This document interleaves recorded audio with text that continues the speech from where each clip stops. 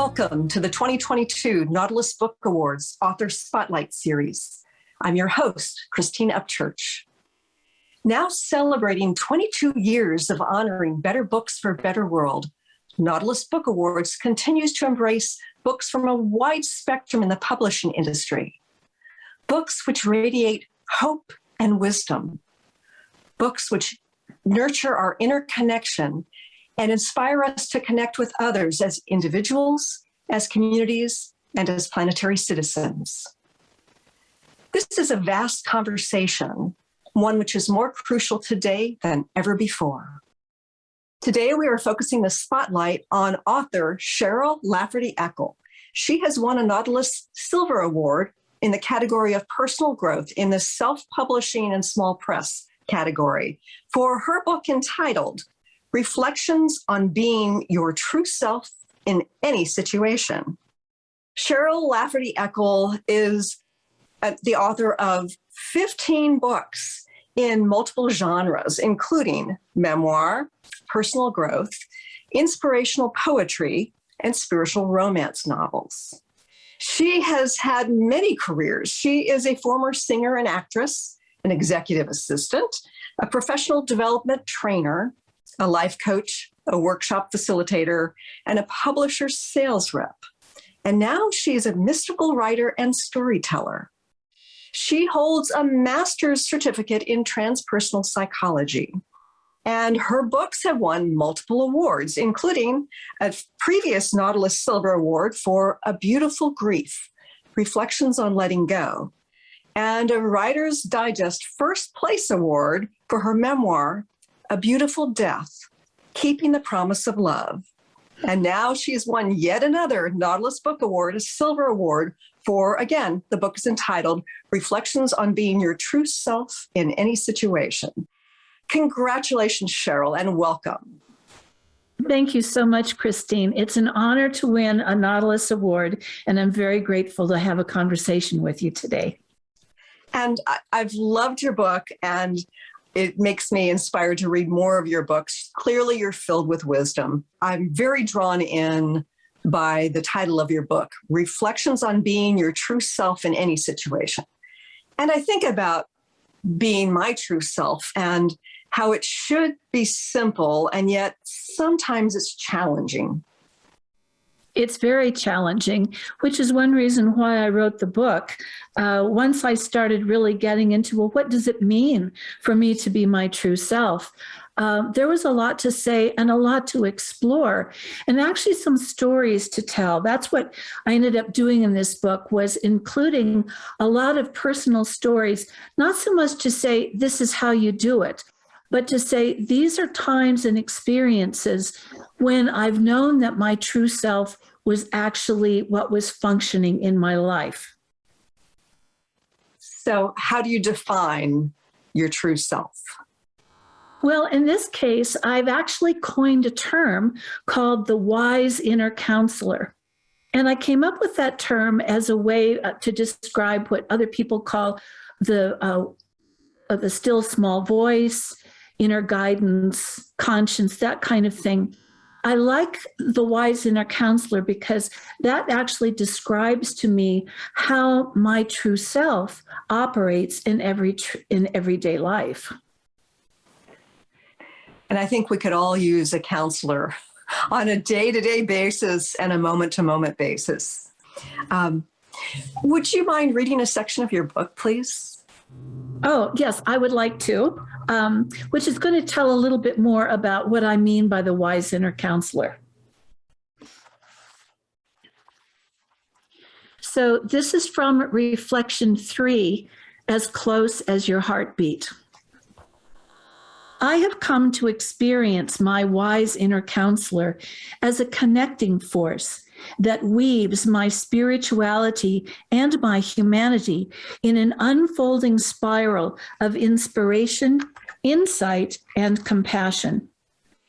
It holds no sense of limitation or judgment, and many times over has created life-changing breakthroughs when I have accepted its guidance. My wise inner counselor is perfectly attuned to present circumstances.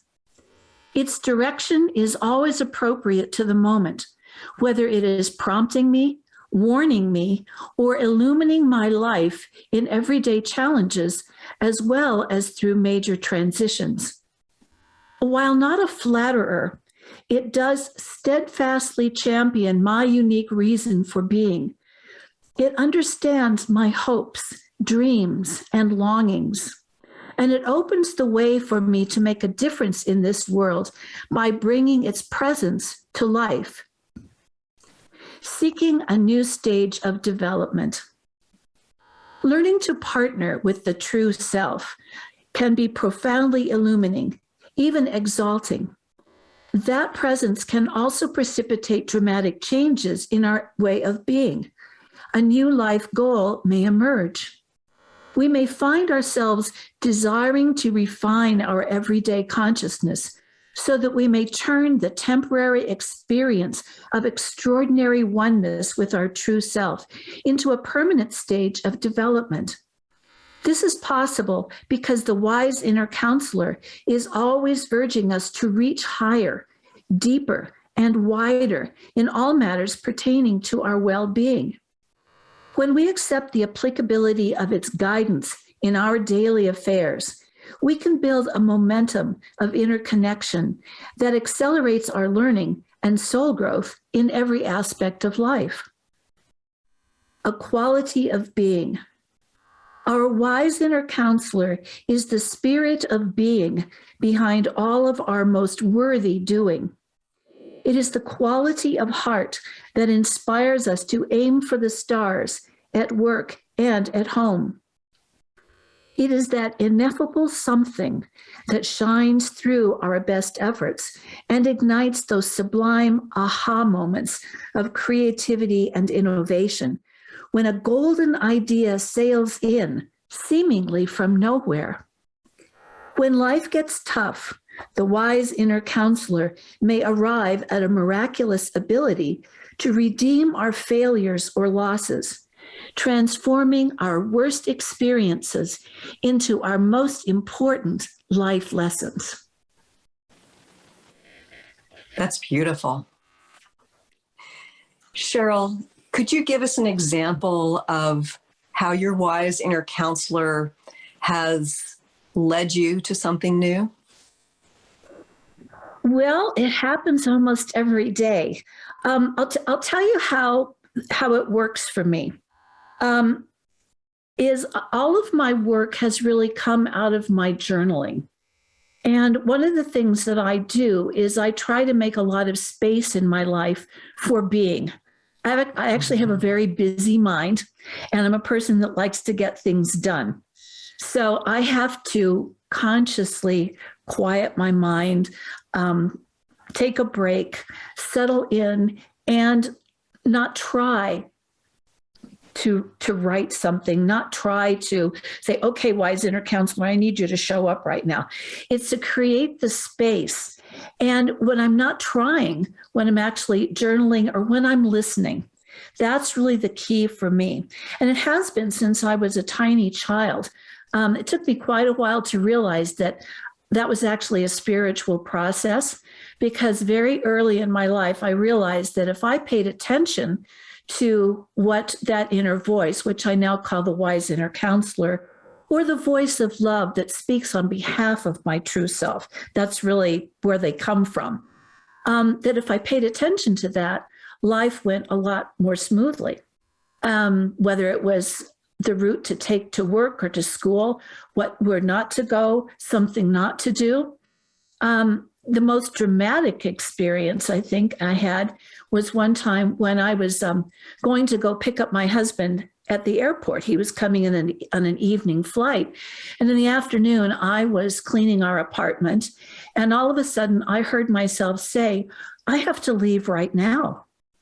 And we were living here in Montana. And to get to Bozeman, I had to go on Highway 89, which is a narrow 2-lane road where a lot of trucks are and elk and all kinds of animals. And I listened and I left right away. I gathered up all my stuff, threw it in the car and took off.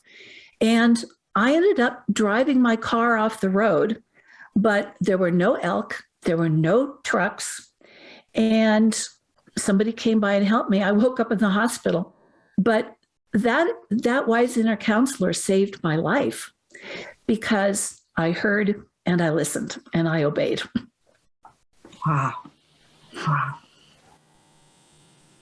In this book, you talk about co-creating with the wise inner counselor. How does a person do that? Well, the first thing that I think we need to remember is that the wise inner counselor, the true self, is naturally creative. So what we're really trying to do is tap into that native creativity that lives within us. Creativity can't be forced, but it can be invited. And so what we want to do is find or fashion an environment that inspires us. And the best way I know to do that is to pay attention to where are you, what are you doing or not doing when you get your best ideas, and then do more of that. Now, the thing about creativity is that it does thrive in spaciousness. So some of that can be external space, but what we're really talking about is internal space. So it's just like what I was describing that I try to do in my journaling. And when I am working on a book, is that I try to create that internal space of receptivity. I think the idea of receptivity and understanding that if you've got a project and something that you really do need to come up with some creative problem solving, is there has to be that metaphorical blank canvas. And so however that works for you, and it's going to be different from each person, but when you observe yourself, you're going to start seeing, if I'm really kind of stuck, I need to listen to some music, or I need to go for a walk, or I need to look at some beautiful artwork. Whatever it is, do more of that.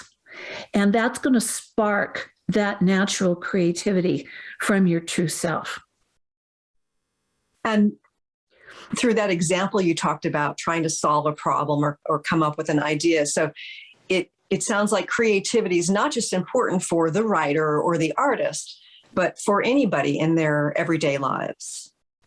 Oh, they are. As a matter of fact, I really discovered that one of my jobs that you mentioned was as a professional development trainer. And I actually taught a course on critical thinking and creative problem solving. And the majority of the people who came to that course were technical, or they were in the military or finance.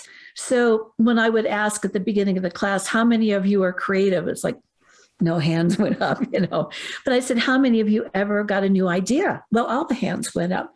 So what we did is we did a lot of exercises of brainstorming with silly things like dividing into teams and figuring out how many uses you could think of for a slinky. And what that did was it broke people out of that idea of, well, I'm not creative because I just work with numbers or technology.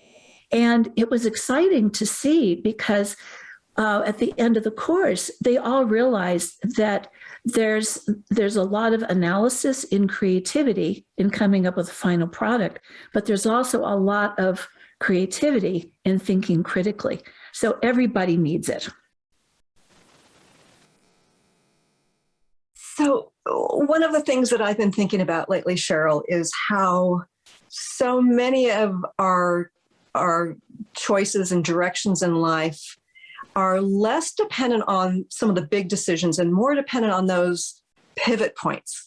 And you talk about how self-worth is a pivot point in connecting with your true self. Can you share a little bit more about that? So yes, Christine, and I actually think that this is one of the most important points in the book. So we human beings are a social species, and we have a very strong need to connect with a supportive group. And that works pretty well as long as the group is supportive. And in a large part, we may get our sense of self-worth, our self-esteem from the opinions of other people in the group. But what happens, and what I think is actually meant to happen in our growth, and especially becoming more of who we really are, more of that true self, is that when we really start tuning in on a daily basis, on a moment by moment basis of having that listening heart to the wise inner counselor, what starts happening is that our sense of self-worth starts to change. And the opinions of other people tend to fall away in importance, because what we realize is that the esteem with which the wise inner counselor holds us is never changing. It is consistent, it's persistent, and it's always honorable. And it is always possible, or it's always possible, and it's always positive. And so the more that we're really following that inner guidance to reach higher, deeper, wider, into more authenticity, then those opinions fall away, and our self-worth becomes then not dependent on other people, which actually improves our relationships, because we're not worried so much about what other people think of us.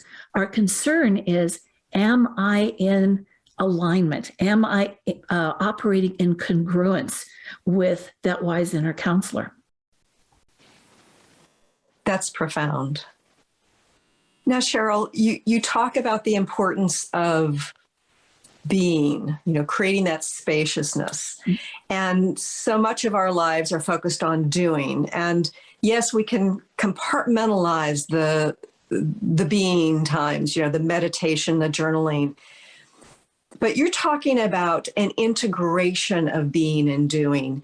How do we shift from the compartmentalization to the integration of being and doing? I think we pay attention.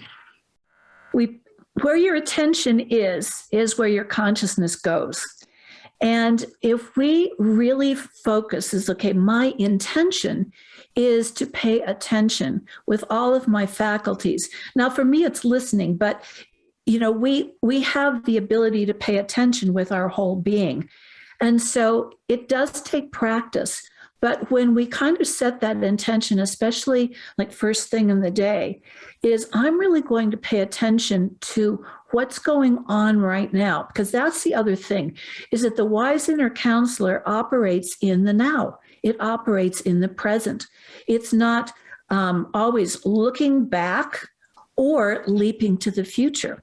So the more that we can just be like right here, right here where we are, and pay attention to that, what's going to happen is that the spirituality and the humanity, I think, at least in my experience, are going to start naturally, not so much merging, as they're going to start operating in a sort of Tai Chi dance.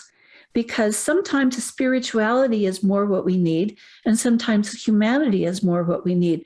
But that's what the wise inner counselor knows, because the wise inner counselor is like a mediator. It's like the go-between. It's like the perfect messenger, right? Of our higher self, our highest self, realms of spirit that we don't normally have access to, and at the same time, our humanity. And the wise inner counselor knows the balance moment by moment. So the more we can tune in, we don't actually have to worry about the steps of the dance. It's just going to happen. And this is where the whole idea is like, oh, that's so simple. It's like, yes, and it's really hard. And it just takes practice. And some days we're really good, and other days we totally fall off the log. And that's just part of it. But we keep going and we keep listening. Cheryl, thank you. I love your wisdom. Congratulations again on your Silver Award and for joining me here in this conversation. Thank you so much, Christine. It's a delight. I think we could talk for a long time, couldn't we? We could. And you've got a depth of wisdom. And again, the current award-winning book is entitled Reflections on Being Your True Self in Any Situation. Cheryl Lafferty Eckl, thank you. And thank you very much.